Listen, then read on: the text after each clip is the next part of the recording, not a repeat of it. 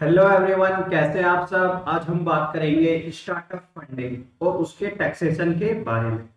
अगर आप हमारे चैनल पर नए हैं और अभी तक आपने चैनल को सब्सक्राइब नहीं किया है तो कृपया चैनल सब्सक्राइब जरूर कर लें और हमसे जुड़े। ओके जी, तो स्टार्टअप क्या होते हैं, स्टार्टअप होता क्या है। तो स्टार्टअप है कि कोई हमने बिजनेस स्टार्ट किया है, नया कोई कंपनी स्टार्ट की है, उसका क्या है, स्टार्टिंग है, फर्स्ट स्टेज ऑफ ऑपरेशन। नया नया ही हमारा बिजनेस है।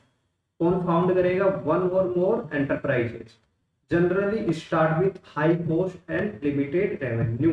जो स्टार्टअप होते हैं उनके स्टार्टिंग में खर्चे क्या होते हैं, बहुत ज्यादा होते हैं। कॉस्ट क्या होती है, बहुत ज्यादा होती है। और रेवेन्यू क्या होती है, बहुत ज्यादा कम होती है। जैसे पेटीएम हो गया, ओयो हो गया, जोमेटो हो गया, इन सब के क्या है, एक्सपेंसेस बहुत ज्यादा है, कस्टमर एक्विजिशन में लगे हुए हैं। इसलिए ये हमें क्या देते रहते हैं, डिस्काउंट देते रहते हैं, कैशबैक ऑफर देते रहते हैं। तो इनसे इसकी क्या है, कॉस्ट तो बहुत ज्यादा हो गई और लिमिटेड रेवेन्यू हो। तो अब कितने स्टार्टअप सक्सेसफुल होंगे या नहीं होंगे, ये फ्यूचर बताएगा इनका। तो क्या होते हैं, ये इनिशियल स्टेज ऑफ बिजनेस में होते हैं। फंडिंग कहाँ कहाँ से कर सकते हैं? फैमिली से, फ्रेंड से, वेंचर कैपिटलिस्ट से, क्राउड फंडिंग कर सकते हैं, लोन के थ्रू, ग्रांट के थ्रू, ये काफी सारे। Startup must also consider where they will do business, कि बिजनेस कहाँ पर स्टार्ट करना है, दिल्ली में, मुंबई में, बेंगलोर में या किसी और कई लोकेशन से। और इनका लीगल स्ट्रक्चर क्या होगा, कि फर्म है, कंपनी है। Startup come with high risk as a failure. Startup के चांसेस होते हैं कि फेलियर होने के ज्यादा चांसेस होते हैं। क्यों होते हैं फेलियर होने के चांसेस? कि हमने देखा कि इनकी जो कॉस्ट है, स्टार्टिंग कॉस्ट है, वो बहुत ज्यादा है। अब बात करते हैं eligibility criteria for startup recognition. तो स्टार्टअप कब बोलेंगे हम?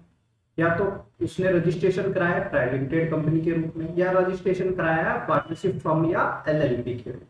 ये तो इनकॉर्पोरेशन की बात है। अब उसने स्टार्टअप कितने साल तक बोलना है हमें? तो स्टार्टअप बोला जाएगा 10 साल तक। कब से इनकॉर्पोरेट हुई है, जब से बनी है कोई फर्म या कंपनी, तब से लेके 10 साल तक उसे हम क्या बोलेंगे, स्टार्टअप। और एक टर्नओवर लिमिट भी लगा रखी है कि टर्नओवर क्या होना चाहिए, 100 करोड़ तक। अगर 100 करोड़ से ज्यादा टर्नओवर हो गया तो स्टार्टअप नहीं बोलेंगे हम उसे, वो फिर स्टार्टअप नहीं रहेगी। और उसे क्या लेना पड़ेगा, certificate, DIPP, department of industrial policy and promotion से क्या लेना पड़ेगा, स्टार्टअप का अप्रूवल सर्टिफिकेट भी लेना पड़ेगा। स्टार्टअप क्या करती है, इनोवेशन इंप्रूवमेंट कर रही है, या तो एग्जिस्टिंग प्रोडक्ट, सर्विस या प्रोसेस में, या कुछ अपना नया प्रोडक्ट क्रिएट कर रही है, और जनरेट कर रही है एम्प्लॉयमेंट और वेल्थ।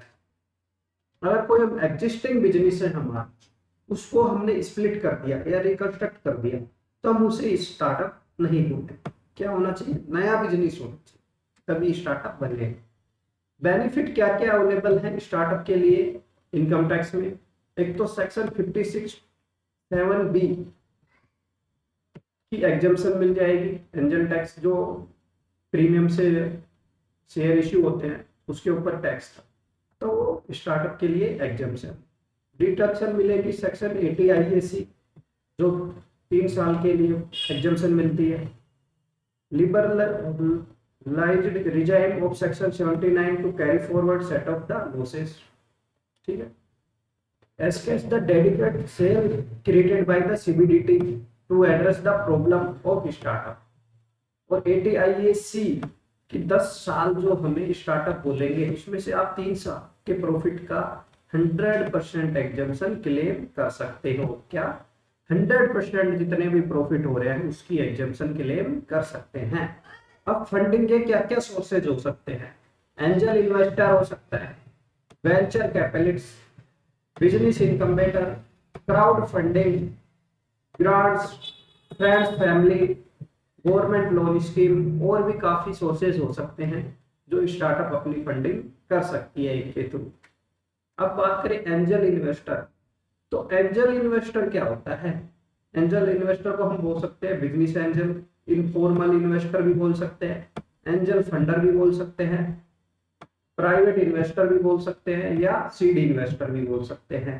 ये कौन होते हैं? ऐसे individual who provides capital for a business, business को कैपिटल प्रोवाइड कर रहे हैं किसके एक्सचेंज में?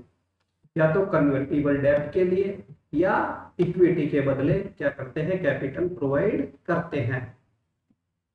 इनको गवर्नमेंट ने कुछ टैक्स एग्जम्पशन भी दे रखी है, क्योंकि ये हाईली रिस्क बिजनेस में अपना पैसा लगा रहे हैं, तो इनको गवर्नमेंट ने एग्जम्पशन भी दे रखी है इन्वेस्टमेंट में। फंड रेजिंग करने के लिए हमें क्या क्या स्टेप को फॉलो करना पड़ेगा? सबसे पहले हमें देखनी है नीड ऑफ फंडिंग, कि फंड हमें क्यों चाहिए, क्या एक्सपांशन करना है सर्विसेज के लिए, किसके लिए फंडिंग चाहिए। ठीक है, इन्वेस्टमेंट रेडीनेस असेस करेंगे, प्रिपेयर करेंगे फिक्स्ड एक्ट। ठीक है, फिर देखेंगे इन्वेस्टर टारगेटिंग, हम कौन से इन्वेस्टर को टारगेट कर रहे हैं, कहां से हमें फंडिंग मिल सकती है।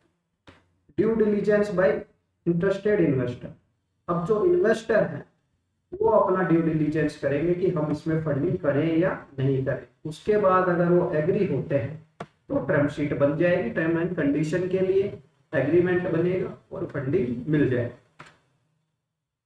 इनकम्बेटर और एस्केलेटर का मतलब क्या होता है? प्रिपेयरिंग स्कूल फॉर स्टार्टअप, ये क्या करते हैं कि एक प्रोग्राम चलाते हैं स्टार्टअप के लिए, कि उसमें ट्रेनिंग देते हैं सारी स्टार्टअप के जो काम करना चाहता है, इनोवेटिव प्रोडक्ट के बारे में बताते हैं, इन्वेस्टर से मिलवाते हैं, ये सारे काम क्या करते हैं? तो रीड कर लेते हैं। These programs run for 4 to 8 months, कितने टाइम के लिए? 4 to 8 months, where they provide business owners with funding and a platform to connect with investor. क्या कर सकते हैं? Investor, mentor and other startup सबके कनेक्शन प्रोवाइड करते हैं। कहां पर है? ये मेजर सिटी में है। And take an equity stake in return of the program, और ये क्या लेते हैं? अपनी जो सारा काम करके दे रहे हैं उसके बदले इक्विटी लेते हैं, या कहीं फीस भी चार्ज कर लेते हैं। Okay ji, thank you so much. Please like, share and subscribe the channel for regular updates. Thank you so much.